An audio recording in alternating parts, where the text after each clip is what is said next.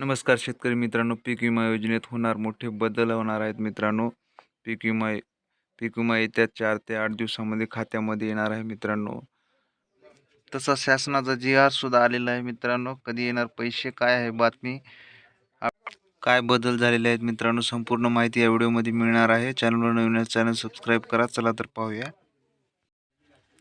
राज्याचे कृषी मंत्री माणिकराव कोकाटे यांनी पीक विमा योजनेत काही मोठे बदल करणार असल्याची माहिती दिली. शेतकऱ्यांना लाभदायक आणि प्रभावी अशी पीक विमा योजना राज्य शासन निर्माण करणार आहे.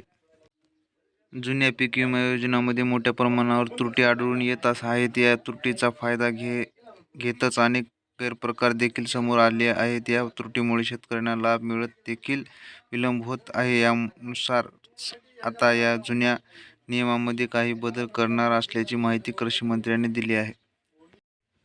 राज्याचे तृणधान्य उत्पादन वाढवण्यासाठी राज्यात मिलेट बोर्ड स्थापन करण्यात येणार आहे. या बोर्डाच्या माध्यमातून शेतकऱ्यांना आधुनिक तंत्रज्ञानाचा वापर करून शेतीतील अधिक उत्पादन मिळवण्याची सुविधा उपलब्ध करून देण्यात येईल. राज्यातील शेतीच्या भांडवली गुंतवणुकीची दूर करण्यासाठी राज्याचे मुख्यमंत्री देवेंद्र फडणवीस आणि दोन्ही उपमुख्यमंत्री यांच्या नेतृत्वाखाली ही बैठक पार पडली आहे.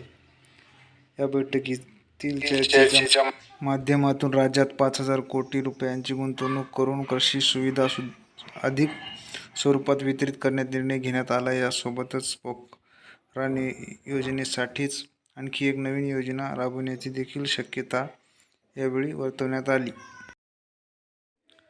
पीक विमा योजनेचा लाभ मिळवण्यासाठी शेतकऱ्यांना वारंवार आंदोलन, निवेदन, पाठपुरावा करावा लागतो. शेतकऱ्यांना विम्याची मिळालेली रक्कम वेळेवर मिळत नसल्यामुळे शेतकऱ्यांमध्ये या योजनेबाबत अतिशय नाराजी व्यक्त केली जात आहे. शेतकऱ्यांच्या अडचणीवर समाधान मिळवण्यासाठी पीक विमा योजनेत विशिष्ट बदल करण्यात येणार आहेत. नवीन बदलानुसार शेतकऱ्यांना अवघ्या 4 ते 8 दिवसांमध्ये पीक विम्याची रक्कम वितरित करण्याची सुविधा देखील यामध्ये उपलब्ध करून देण्यात येणार आहे. बघा तर मित्रांनो, शासनाचा तसा जी.आर सुद्धा आलेला आहे. लवकरच पैसे खात्यामध्ये येणार आहेत. माहिती कशी वाटली मित्रांनो, कमेंट करून सांगा व चॅनलला सबस्क्राईब करा. धन्यवाद.